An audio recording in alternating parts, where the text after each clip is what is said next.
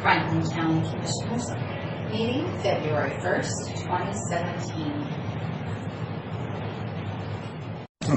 It is 9 o'clock, and we will call this meeting to order and start with Pledge of Allegiance. If you'll join me.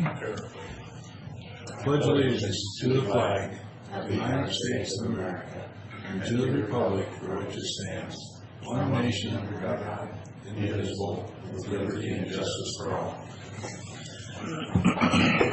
Thank you. The full board this morning, and I think we will go ahead and see what Zach can tell us this morning. You want to dial this in, Keith?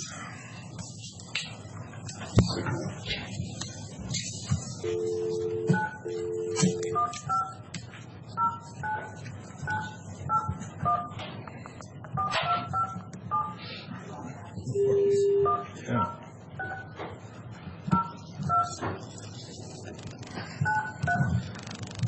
Check yourself out. Trying to figure out how to do that. Shut it off. Send it for me. What are you trying to do? Get my chair. Push make sure the sound's off. Mine's about to give up. I'm afraid it wouldn't take a charge last night. My battery's on different. You're all too high tech for me. Yeah. Give me this a nice iPad. This one has right rid of mine. That's what I'm doing.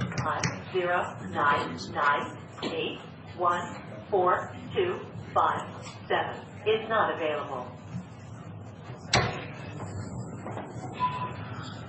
Good morning. This is the Franklin County Board of Board of Commissioners.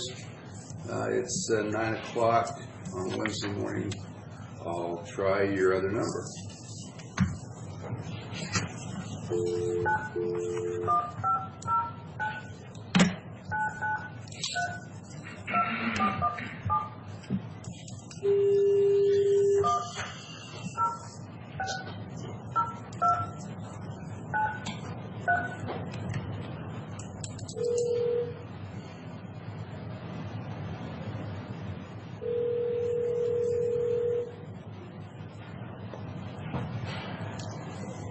This is Zach. Hey, Zach. This is Keith Johnson with Franklin County. Good morning. Hey, how you doing, sir? Good. How about yourself? Doing all right. I called the other number, but nobody answered. Is this number going to be sufficient, or do you need me to call it? Yeah, this one works. Let me grab my graphic here real quick. Hold on. Okay, thank you.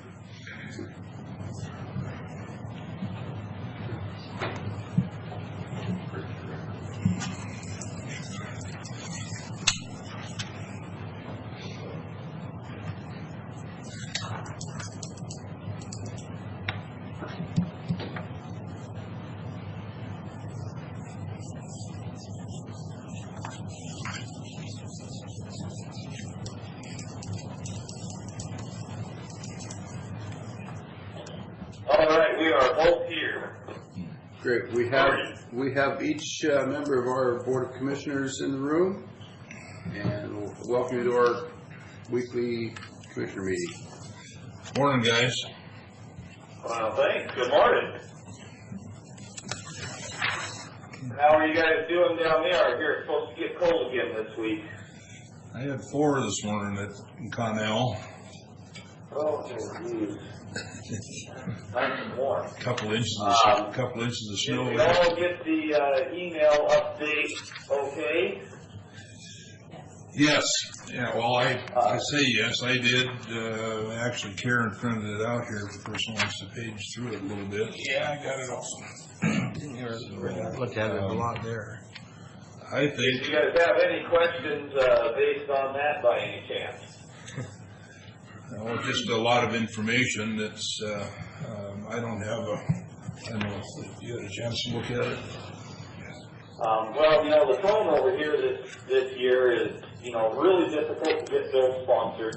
It's been really difficult to get things moving. In the Senate, we've got kind of a little to do. Senator Dansel has left and gone to works for President Trump.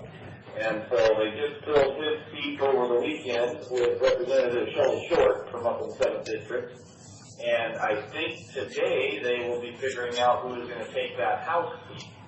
But what that did was leave a little bit of a gap there where they were short senators on the Republican side. And the other side of the aisle on Friday tried to, basically what they were trying to do is set it up so that they only needed a simple majority to pass a tax. Something backfired on them and one of their members had to leave, so they didn't have a quorum, and so they still have to have a 2/3 majority to enact a tax here in the state. But they were close to making it so it was a simple majority. Yeah. So they tried to take advantage of the situation, and somehow they screwed up internally, which was kind of entertaining. I'll bet. I know, I think Yeah, one job, and they couldn't do that. I think the bills of interest for me at this point anyway, naturally are the Hearst.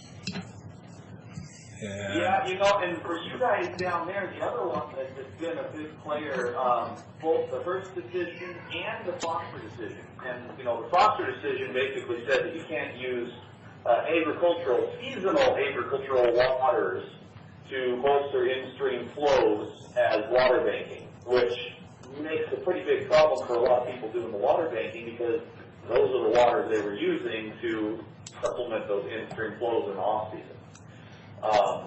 What they're looking at over here, there's probably about 9 or 10 different bills to address that, everything from letting the county commissioners override a Superior Court decision, all the way to making a in-stream flow of junior water right.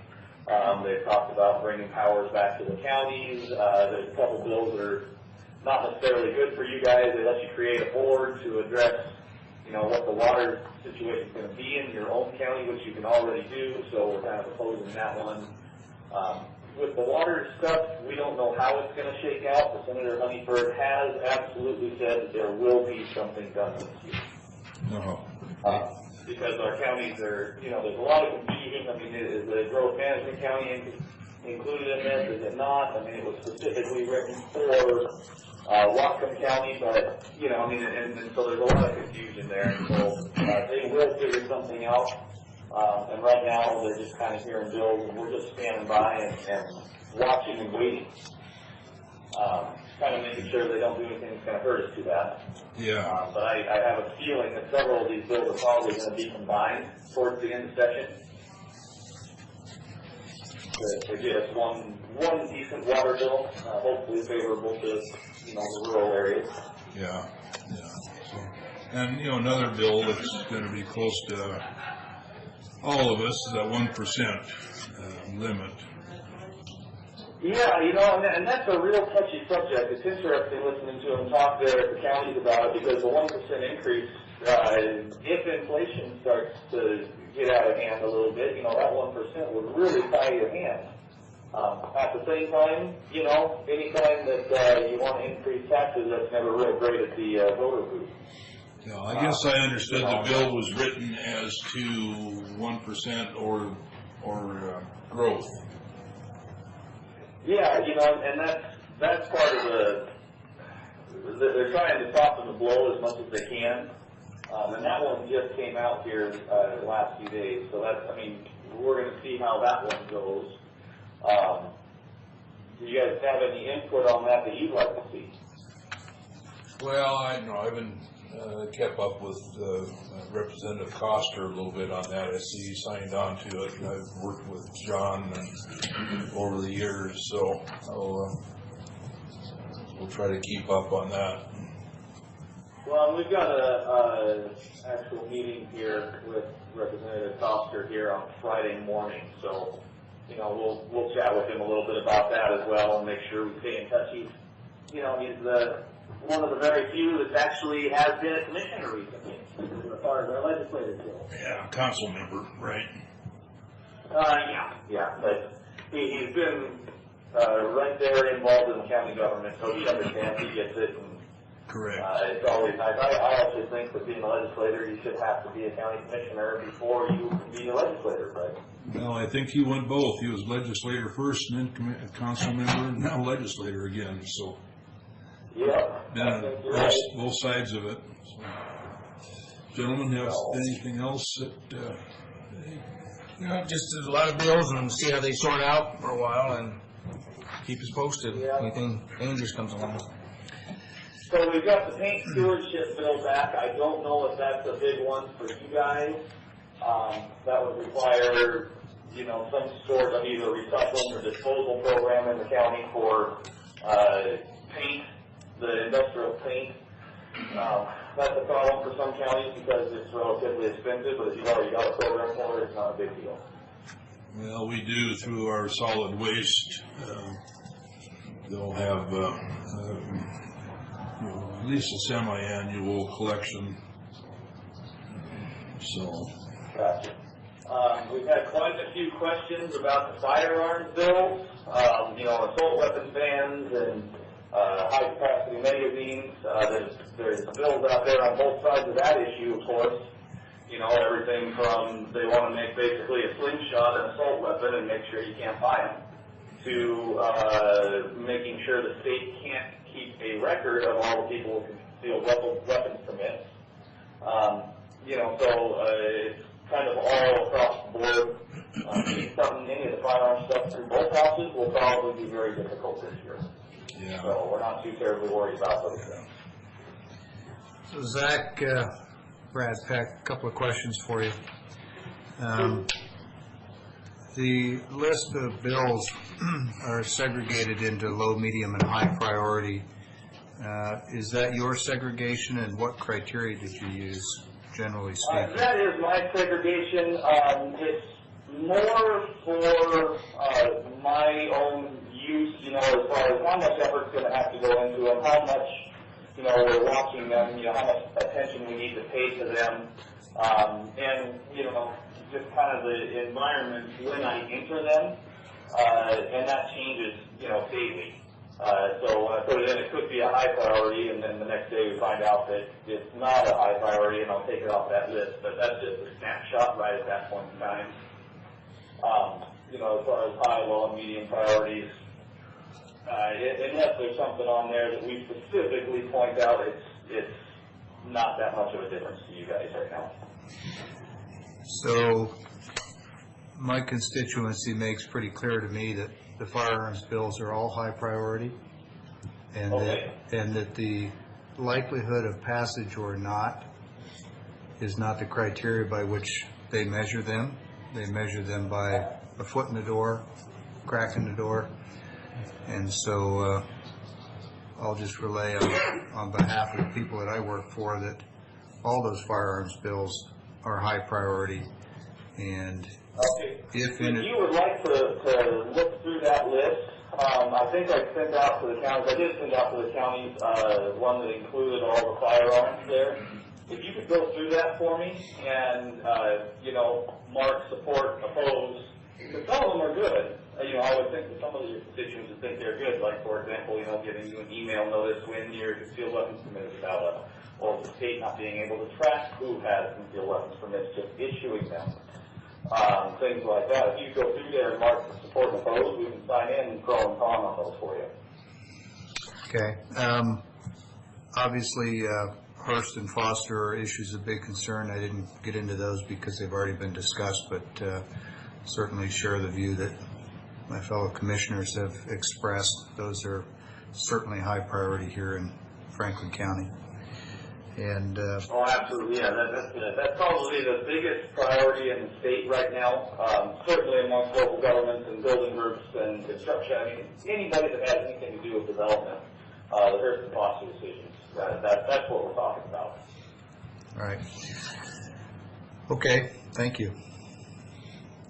So yeah, and just email me, or text me or call me or whatever with your list there, and we'll make sure that we chime in on those. Yeah, I've already been through them several times. I won't take your time now. I'll just send you a note. Yeah, absolutely. Would also ask you to perhaps communicate with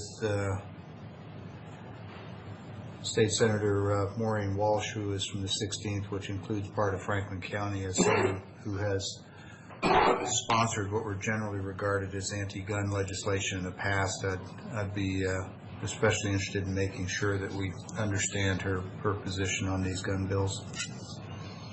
Okay, if you guys would like, who's coming over for the steering meeting? Is that Bob? I can't come over today, but I'm tied up this Well, week. yeah, but next time you come over, let us know when you're coming, and we'll actually get you a meeting with her. Okay. Okay. And then, it just makes a whole lot more difference. We can let her know, but certainly it would be much more beneficial to get one of you guys to sit down with her and kind of let her know where you stand. Good. So just keep us informed on that. We'll mention it to her and get it on her radar and make sure you guys get a meeting. Rick, you have something? No, we've talked about the Hearst, just in a interesting side is, where's the state get all the money to sue the president? Lawsuit, Washington State, that's kind of ridiculous. I don't know how far that goes or will go. You have any idea on that? I don't know. I think it's more of a posturing, hey, we're not happy with what you're doing, or rather, Inslee saying, I'm not happy with what you're doing. Mm-hmm. It'll depend. I really don't know how those things go, or how long they go, or what transpires, or how they work. Right. I think it's a lot more on the federal level, depending on what happens up there. All right. Any questions from the sheriff or HR? Okay. Kyle, you following any bills? Okay. Keith? Okay, good. Okay. All right, well, as always, gentlemen, if you have any questions or anybody would like anything, just let us know. Call or email anytime. We'll be around. And if you don't have anything else, we're going to move on to the next one. All right. Thanks, Jim and Zach. Thanks, gentlemen. Yeah. Well, thanks, guys. Bye.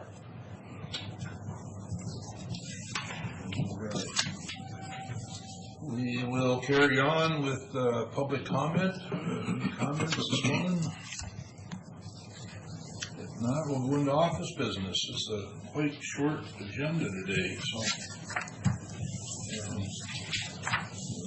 Approval of vouchers. Looks like they're here today. Wonderful. Okay. Mr. Chairman, looks like we've got two vouchers today. One is fund expenditures and the other is payroll. Let's start with payroll. Move for approval. I only see two. Unless you're... Up that right hand one double. We've got two of them on that. Oh, hang on. Look at that. Magic. Like pulling a rabbit out of the hat. Now we have three. It just only means we're going to spend more money, which Yeah. I prefer it had stayed at two. Okay, thank you, Karen. So, Mr. Chairman, move for approval of warrants for county roads and motor vehicles in the total amount of $160,479.30. Second. All in favor? Aye. Aye.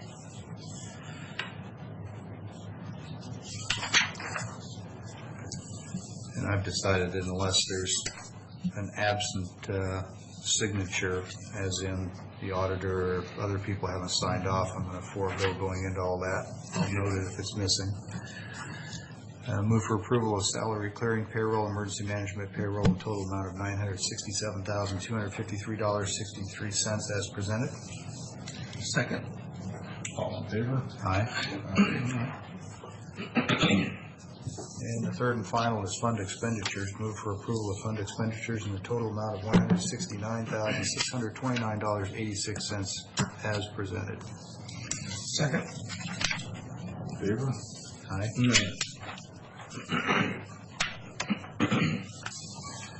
There you go.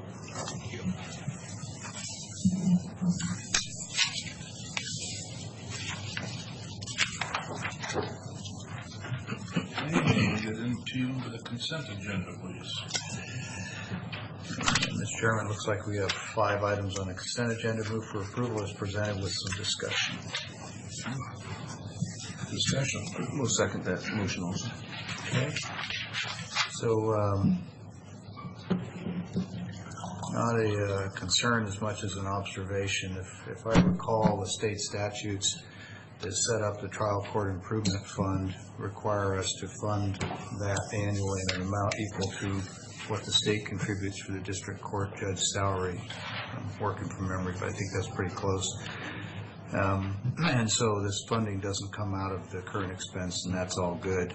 What I think might stand as an improvement for all concerned in the future is if we had just a little bit more fidelity or clarity on what they're spending the funds for. Just the fact that it doesn't come out of current expense, we still should have, I think, a little more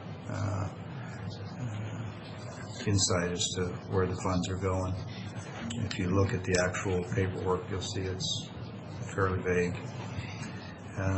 What's that? It's pretty general. Yeah, it is. So I would just ask that in the future we get more specifics about what they're looking to do with it.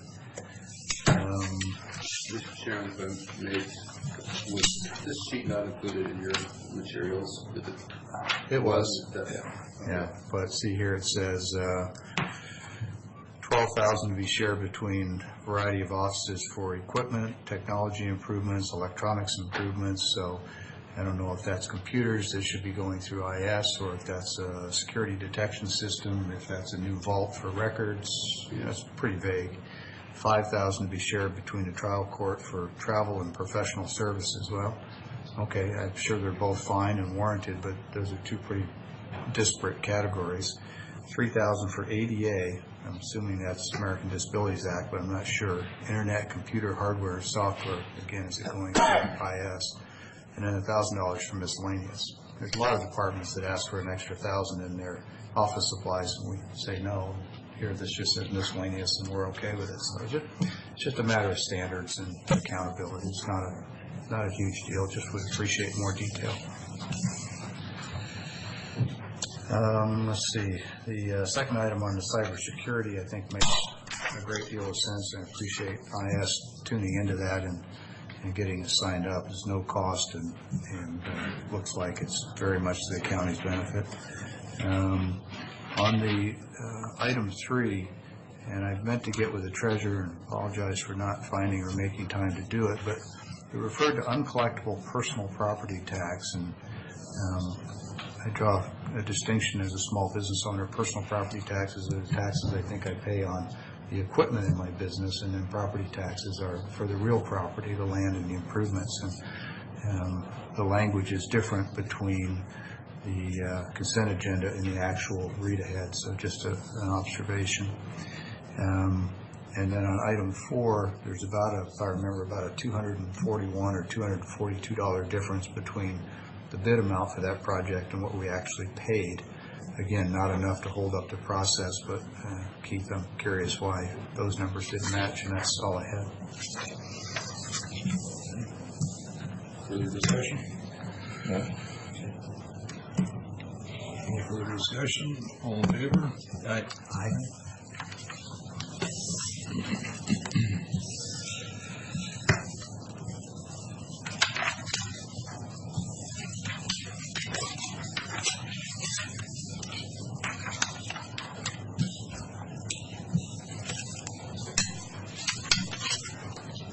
Keith, looks like you brought Kyle along to visit with us today.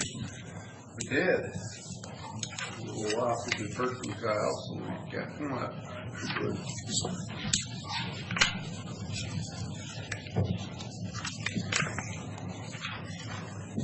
We just wanted to make sure that the board was apprised of the current status, where things were on some of the mental health issues. We've had discussions over a long period of time, and a few things have changed. And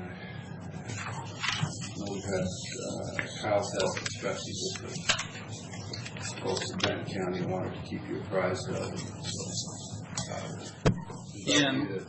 provide that update, please. Okay, thanks. And I think think to back up just a little bit, I think I wanted to just inform the board that I've spoken with the people at Lords, and I think the transition regarding the crisis unit is, I think they're, last I spoke with them, they had one position left to fill, and then they're fully staffed, and their training is progressing for their DMHPs, and so I think that's going pretty well.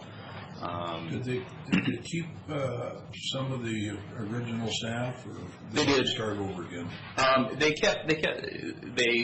believe they offered positions to all of the original staff. Some of them chose to, I think there were a couple of people that retired, some of them chose other options, and then they've gone through the process of hiring new staff. I They know just that. didn't send a few of them out the door and start over entirely then? No, yeah. And so, again, I think that has moved forward pretty well. I think what Keith and I had talked about over the last maybe week and a half, some issues that came up with the proposed contract with Leon Evans in Bear County. And so I was hoping to brief you on that, and then see how the board would want me to proceed moving forward. We have template, boilerplate language that we put in all of our bi-county contracts, and if the board will remember, the issue here a couple of months ago came up about professional liability insurance. I had conversations with both boards at the time, and Mr. Evans, and how we resolved that was he had agreed to find a quote for the liability insurance, and we had agreed to include that into the cost of the contract, which was about $1,000. He's not, when he does these consultations, he doesn't act as a representative of his employer. He does them on his own. And so he'd had questions about specific language or amounts, a dollar amount for the liability insurance. And so I had sent him a copy of a template of the contract that had the verbiage in it. I sent that to him in, I believe it was late October, early November. And he went ahead and moved forward on getting a quote. I included that in the reimbursement for the contract, in the rate. We worked on a statement of work, and we both came to an agreement on what that would look like. I sent him a copy of kind of a final rough draft of the contract in, I think it was late November, I believe. And Kyle, help me out here a little bit. You had your conversations with him about getting a quote, and he provided that to you, and you said in late November or December. So I'm curious how that process takes place. Then you do this research, you do the updates, and you send it to him at the same time. It must have been sometime in December before that happened. Yeah, and let me look and see. I know it gets a little fuzzy and cloudy with all the stuff going on.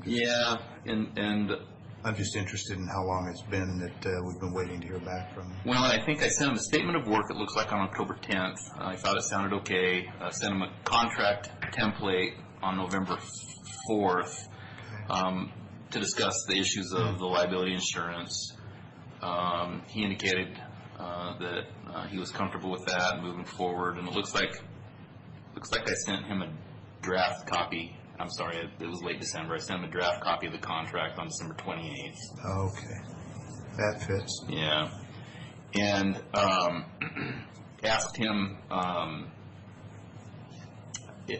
had it approved by both attorneys, Franklin County and Benton County attorneys, but I hadn't had them sign it yet. And so I sent it down there on the 20th of December, saying this is essentially what the final contract will look like. Do you have any questions? Are there any concerns? Are there any changes that you would like me to address with our legal teams? And they had already looked at it, right? They had already looked at it, and they had approved it. But before I sent it out for signatures, I wanted to make sure that there weren't any other concerns on Mr. Evans' side. And so he contacted me and said that he was comfortable moving forward. And so I sent it out for signatures for both county attorneys. I sent them an email stating that I was, as soon as they signed it, I would sign it and I'd send it to him for signatures. And then whenever I got it back, I would get it on the board's agendas. And I told him when I had it on the agendas, I would contact him and we'd start talking about dates when it would work for him. Sure. and the teams up here to get together. Sure. And so then I received an email. I'm sorry, I didn't catch when that went out to the attorneys for actual signature. I don't. Must have been after December 28th. It was after December 28th and before January 18th. Okay. So right. Close enough. Yeah, it took me probably about a week to get both attorney signatures. We just sending it through courier, and so you've already gotten those signatures. I have those signatures, yeah, and I'd mailed it to him prior to the 18th because he responded to me. I imagine it was probably the week before for his signature, and so then he had sent me an email on January 18th expressing his concern with some of the language in the contract and feeling like he wasn't comfortable signing it. There were other liability insurances in that he was uncomfortable with. There was workers' compensation clause in the part in the contract that he was uncomfortable with, and so I had responded to him and let him know that I would need to discuss this with both boards before moving forward. I haven't had a chance yet to talk with Tim. I was hoping to go up after this meeting and sit down and chat with him about what some of Mr. Evans' concerns are, and I'm hoping that he'll speak with the Benton County Risk Manager so that they can kind of be on the same page as far as whether or not the counties can address his concerns. I think some of his concerns, he was concerned about the cyber liability clause, and again, I'm uncertain that I don't believe he's going to be working with any protected information. The information that he would be working with would be public information regarding numbers, dollar amounts from GCBH. So my belief is that there may be some ability to be flexible, but again, I certainly don't want to speak for either board. Yeah, just seems to be fairly difficult to get this tied up when this is a guy who's done this kind of work all over the country for other counties. I'm beginning to wonder if there's something inherent in our process that needs polish. And I'm not talking about your office necessarily. But I agree. This is kind of drug on for quite a while. It does. It seems extraordinarily difficult for a simple professional services contract. And if I can, when talking to Leon, I kept referring to it as consulting. He said, "I'm not consulting. I'm an analyst. I'm making an analysis. I'm doing analysis work." Now, is there a difference there in the contracts? Is there a difference there that we could use? Is a consultant have to have all these with analysis is a little different? He does an analysis on our program. Yeah, and that may be a question for the risk managers. Consultants do all kinds of work. Yeah, they do analysis. They do all kinds of stuff. Yeah, and I think from a liability standpoint, I think any risk to the county is, and this is just my personal opinion. Again, this isn't in talking with the risk managers, but my impression is that there's little risk. He's giving recommendations. It's up it's up to the boards to determine what, if any, of that recommendation that they want to move forward with. So, Well, I have talked to Benton County, and they have expressed their thoughts. They were really hooked on him. They thought he was the guy. They were ready to go. But, they mentioned that with this risk problem insurance and all this, having to have these things done, and he's not doing them, they weren't going to take them, but Franklin County can do what they want. So, if there's, you're going to talk to Tim later on, you mentioned. yeah, what I'm hoping, and he's not prepared for me, so I don't know if he's available. But what I was hoping is after this meeting to go up and talk with him, and on the timing didn't work out for me to get it as an agenda item in yesterday's Benton County board meeting. I haven't gotten any direction from Benton County yet, and so I put it on. It's on the agenda for next Tuesday for discussion. There's a judge in one of the counties that is on NACO criminal justice, the committee that Leon, where I met him at, and this judge has this guy go to his state, so I can't understand where we can do this all over. Of course, he's a judge. Maybe he can make some difference there, but it just seems odd that they can do it everywhere but here. Yeah, and I don't, I don't know how the capacity was that he was paid. Ultimately we need a contract to be able to pay him, and so. He was surprised that we needed to have a contract for this, and so I didn't ask him how that worked with other counties that he had gone to, and perhaps he it wasn't, and I don't know, maybe it was he went to and worked for a private agency to do these assessments, and it wasn't a county. I don't know. Yeah. I'll tell you, Kyle, this is not the only risk management issue I've seen recently. There are delays in other processes that we're trying to tackle where they all seem to come back to a common denominator, which is the risk management analysis. So I'll be digging into that here starting today, because kind of what stuff's getting held up. Sure. Doing that also, where it's been a little too long. Yeah. We've got some answers. Yeah, I mean, protecting the public interest is essential, but let's not shoot ourselves in the foot in an effort to protect our feet. Sure. I think Keith was up against the wall all the time also. So, yeah, I need some more discussion. I was just looking, I thought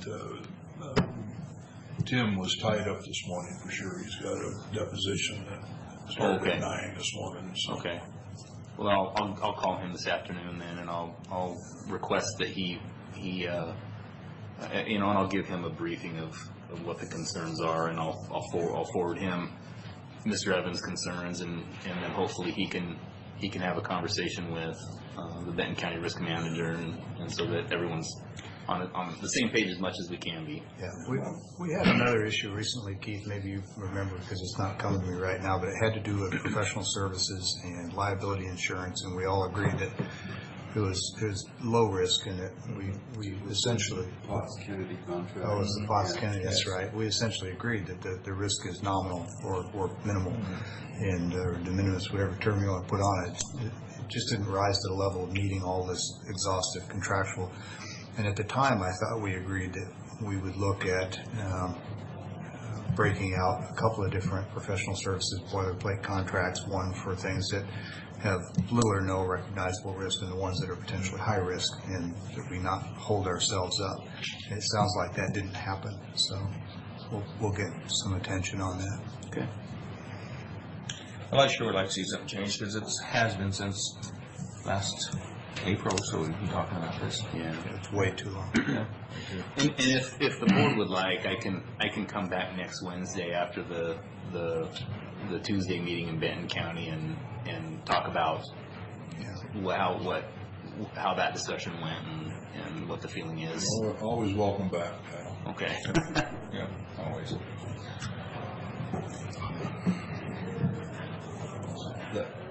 That was pretty much it. So I'll come back next Wednesday, and hopefully by then I'll have been able to have a conversation with Tim, and we can address it in Benton County and see how they want to proceed, and then we can decide. Put them on the agenda, and if it doesn't work out, we can always cancel it. All right. Thank you. I'll just add a note, you are here pretty consistently when there are items affecting your department that are on the consent agenda. And oftentimes we don't ask questions, but it doesn't mean I don't appreciate the fact that you're here, so. Thank you. Good to see you here. All right. Thanks. Thanks, Tom. You bet. Keith, what else do you have for us today? A couple of updates on some matters that you may be curious about. The VSP working group met earlier this week. Commissioner Miller and I attended their session. They are making progress towards the written plan. The meeting itself was attended by members of the Farm Bureau, potato growers, some producers in the area, as well as the Audubon Society was represented. A number of different groups that have some input to the process, and so I think Mark Nielsen at the Conservation Commission and the consultants that they have retained to help develop the VSP plan is moving forward. There's still a lot of work to do. Still a lot of unanswered questions about what terms mean and how it's going to impact those farmers and ranchers in the area that participate in the VSP program, but just wanted to give you an update where the working group is, that they're meeting and seem to be well organized and moving forward. Yesterday, we did a tour of the, I guess it was Monday, did a tour of the jail facility, starting to put together, formulate a plan of remediation of the work in the old jail, as well as some of the modifications in the new facility that will help us respond to the assurances that we made in our Ferris litigation settlement and keep us on track to meet the requirements of the settlement agreement. We're prioritizing those and putting numbers together so we have a very concise idea of how much this is going to cost and how we're going to pay for it and when we're going to get it done. We have roughly a 2-year time period by the end of 2018. We have to either be pretty well finished or certainly well on our way to completion of those things that we need to do in order to satisfy the requirements of the judge that will review it at that time. So good cooperation from Sheriff's Office, the Commander. I think we're well on our way to making the progress we need to do that. A lot of work to do. We've documented pictures, written materials. I expect within the next few weeks we'll bring a package to the board to review and discuss and make final decisions on the financing side of it. But it's coming together. Any thoughts on cost yet? Right now, we're estimating somewhere around $2 million. A number could go up or down from there depending on the priority list. As we look through that, there may be things that we decide that we're not going to include at this time, that they're more wants than needs. If they're not essential for us to meet the requirements of the litigation, then we may postpone those.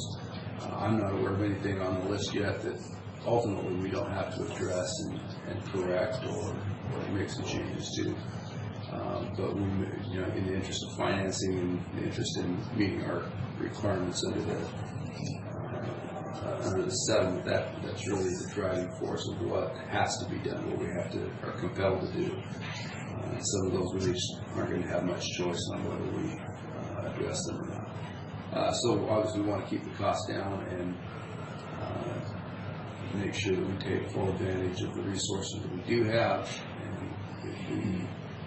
go through a mechanism of borrowing some money to address these, more capital needs, long-term needs, then we'll get the best financial rates and take advantage of the way we finance it so that it is in the best interest of the county that way.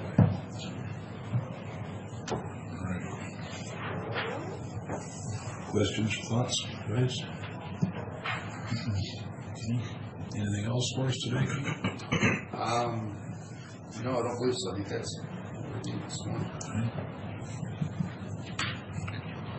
Gentlemen, you have anything for the good of the board this morning? Just schedules. I know some folks are going off to conferences middle part of this month, and the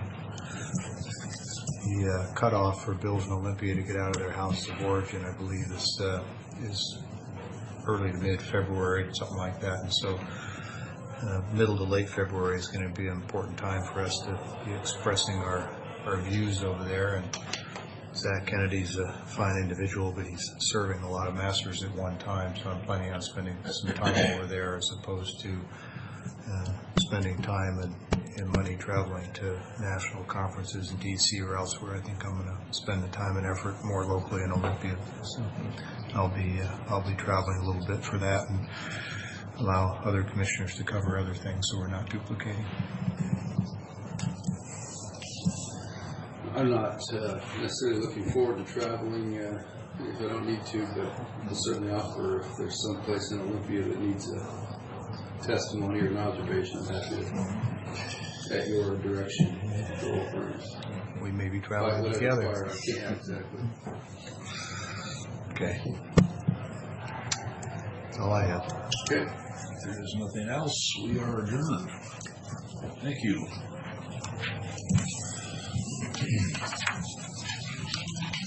We're not going to make